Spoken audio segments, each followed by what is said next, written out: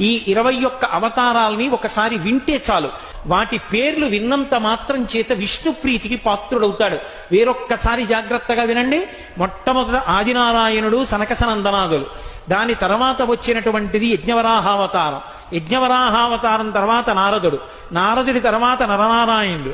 నరనారాయణుల తర్వాత వచ్చినటువంటిది కపిలావతారం. కపిలావతారం తర్వాత దత్తాత్రేయావతారం. దత్తాత్రేయావతారం తర్వాత యజ్ఞావతారం. యజ్ఞుని యొక్క అవతారం తర్వాత వృషభావతారం. వృషభావతారం తర్వాత వచ్చింది పృథుమహారాజు గారి అవతారం.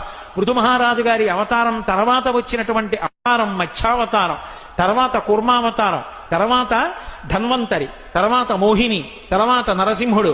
తర్వాత వామనమూర్తి. తర్వాత పరశురాముడు. తర్వాత రాముడు. తర్వాత బలరాముడు. బలరాముడి తర్వాత కృష్ణ భగవానుడు. కృష్ణ భగవానుడి తర్వాత బుద్ధావతారం. బుద్ధావతారం తర్వాత కల్కి అవతారం. ఏకకాలంలో 2 అవతారాలు ఉంటూ